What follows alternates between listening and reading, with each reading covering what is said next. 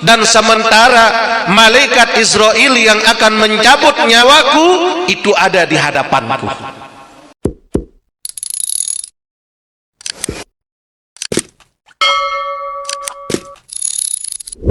Itmamus shalah bil khudu wal khusyu.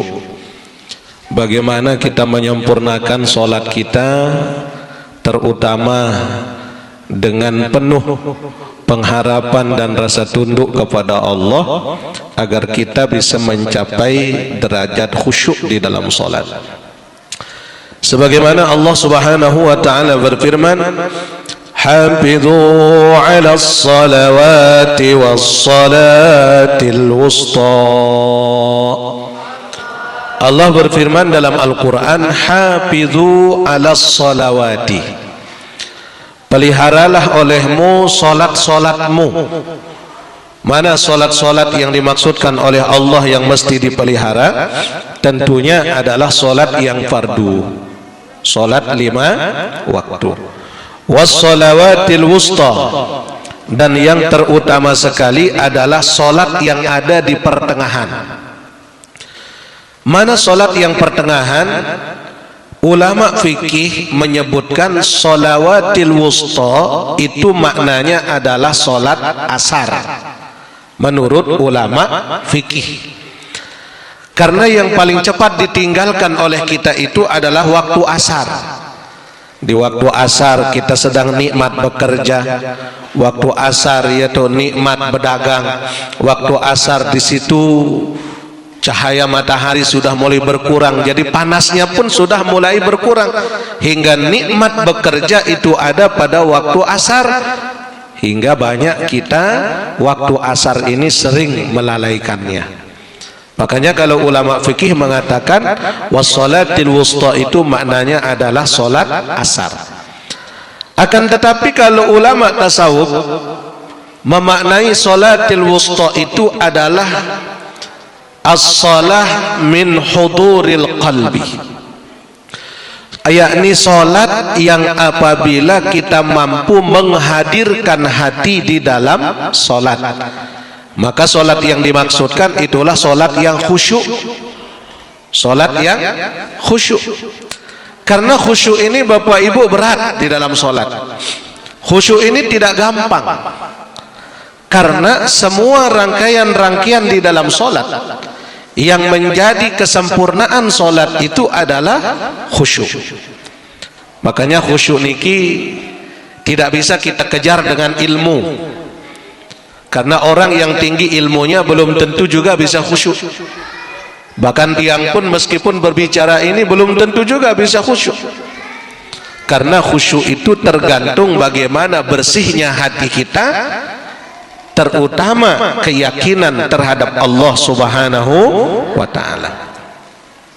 Wa qala an-nabiy sallallahu alaihi wasallam, la yanzurullah ila salatin la yahdurur rajul fiha qalbuhu ma'a badanihi.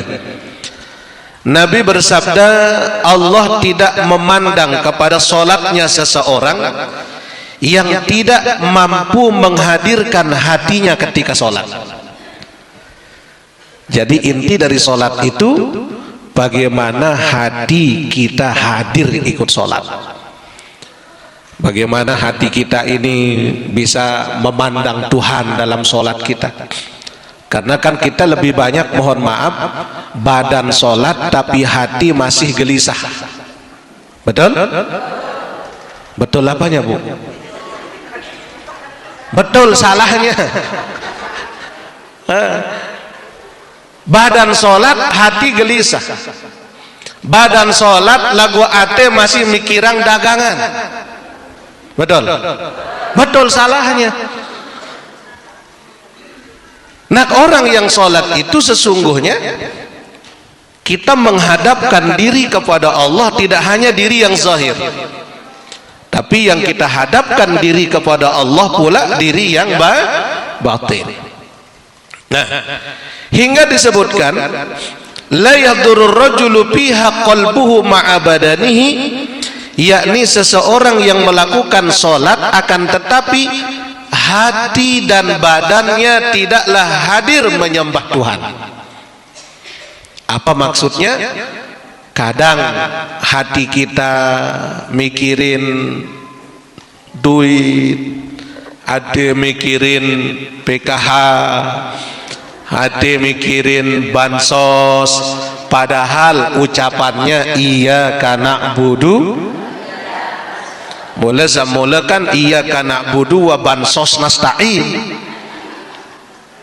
Kalau memang itu yang ada dalam pikirannya, justru karena ini berat hingga disebutkan bahwa kalau para ulama, para aulia, kita lihat kalau Sayyidina Ali karamallahu wajhah, beliau salat, dikala beliau sudah mulai mengambil air wudu, Sayyidina Ali di situ beliau gemetar, merah wajahnya, lemas dia dikala sudah mulai berwudu, hingga sahabat yang lain bertanya, kenapa engkau gemetar wahai Ali dikala engkau mengambil air wudu? Apa jawab beliau? Bagaimana aku tidak gemetar? Karena setelah wudu aku akan bertemu dengan yang maha mengetahui segala apa yang tersembunyi dalam diriku. Bagaimana aku tidak akan gemetar sementara kematianku ada dalam genggaman tangannya? Bagaimana wajahku tidak memerah sementara sekarang aku akan bertemu dengannya yang menentukan kapan hidup dan matiku, dan menentukan apakah surga dan neraka adalah menjadi milikku? Bagaimana aku tidak akan takut ketemu Tuhan? Saudara menunggu, Bu. Kalau kita kan lebih banyak menunda-nunda sholatnya. Kenapa? Karena masih menganggap sholat itu sekedar sebagai kewajiban. Sehingga kalau sudah kita lakukan selesai masalah, belum kita kerjakan masih gelisah, habis sholat selesai masalah. Begitu, karena kita masih menganggap sholat itu sekedar kewajiban. Tapi kita belum pernah mampu menjadikan sholat itu sebagai kebutuhan. Padahal sholat itu adalah kebutuhan rohani kita yang harus kita tuju kepada Allah Subhanahu wa ta'ala. Hingga disebutkan waruya an Hatim al-Asam, diriwayatkan seorang ulama yang bernama Hatim al-Asam, annahu su'ila an salatihi, dia pernah ditanya tentang solatnya. Wahai Hatim, bagaimana jikalau engkau solat menghadap Tuhan? Qala, dia menjawab, idza hanatis salat asbabtul wudu, dikala aku hendak menunaikan solat, aku selesaikan wuduku dengan sempurna. Thumma aqwamu ila shalah, kemudian aku berdiri untuk mengerjakan solat. Waja'alil ka'bati baina hajibi, aku menjadikan Ka'bah itu seolah-olah berada di antara kedua mataku, di tengah-tengah kedingku antara mata kiri dan mata kanan ini. Aku menjadikan seolah-olah bahwa Ka'bah itu ada di sini. Masya Allah. Aku menjadikan seolah-olah bahwa waja'alil Ka'bah baina hajambai, seolah-olah dia berada di antara dua alisku, dua kiri kanan daripada mataku. Wasirat tahta qadami, dikala aku akan salat, aku menjadikan siratal mustaqim yang akan aku lewati seolah-olah berada di bawah telapak kakiku. Sirat niki, Bu, Ibu, sirat itu yang akan kita lewati nanti di akhirat, itu panjangnya perjalanan 1000 tahun di dunia. 1000 tahun hidup di dunia, itu panjang perjalanannya kita melewati sirat.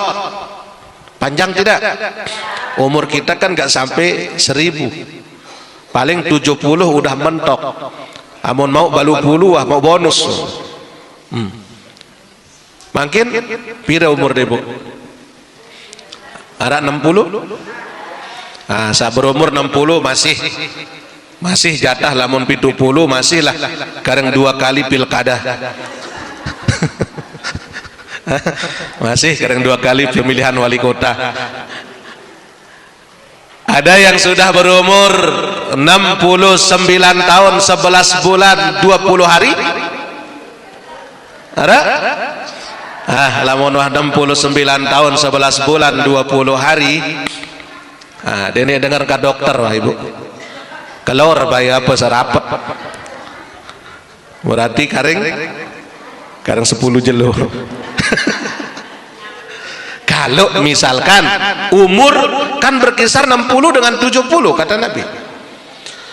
Nah sirat itu panjang perjalanannya seperti 1000 tahun. Perjalanan hidup dunia. Sementara besarnya, ukuran besarnya sirat itu, 1 helai rambut dipecah menjadi 7. Ya Allah bu, liwat pelepe doang lebangkat ini teteri. Padahal belik ini, ya Allah. Apalagi 1 helai rambut dipecah lagi 7 bagian. Tajamnya, kalau ada 1 silet yang kita anggap paling tajam, itu dipecah lagi mi'atu barra, 100 kali tajamnya, baru sama dengan sirat. Jadi ini bau bersepatu tuh. Apalagi ya kadu ya mahamiu, kecuali dengan amal ibadah. Oh kata Hatim Al-Asam, kalau aku sholat, aku jadikan Ka'bah itu berada di antara kedua mataku, dan aku jadikan sirat itu berada di bawah telapak kakiku. Wal jannatu ayyamini, aku menjadikan kalau aku sholat seolah-olah surga itu ada di samping kananku. Wan naru an shimali, dan aku anggap seolah-olah kalau aku sholat neraka itu ada di samping kiriku. Wa malakil mauti warai, dan sementara malaikat Israel yang akan mencabut nyawaku itu ada di hadapanku. No, lamun temele khusyuk ieu tan. Kata Hatim Al-Asam. Wa aznaha akhiri salati, hingga aku merasa bahwa setiap solat yang aku lakukan adalah solat terakhir kali dalam hidupku. Ya Allah, Ka'bah ada di sela-sela kedua matanya, sirat ada di bawah telapak kakinya, surga ada di samping kanannya, neraka ada di samping kirinya, malaikat Israel yang akan mencabut nyawa ada berada di hadapannya. Ya Allah, sehingga warai, malaikat Israel seolah-olah ada di belakangku, kata beliau. Wa aznaha akhir salati, kemudian aku menjadikan solatku adalah ibarat solat yang terakhir. Summa aqwamu bainar raja wal khauf, kemudian aku melakukan solat itu, kata Hatim Al-Asam, di antara harapan kepada Allah dan rasa takut pun kepada Allah. Antara harapan dan rasa takut, apa yang dia harapkan? Ampunan Allah. Apa yang dia takutkan? Murkanya Allah. Makanya Bapak Ibu, di antara satu dosa yang melebihi daripada dosa berzinanya seorang anak dengan orang tua kandungnya sendiri adalah dosa orang yang meninggalkan sholat. Na'udzubillahi min zalik.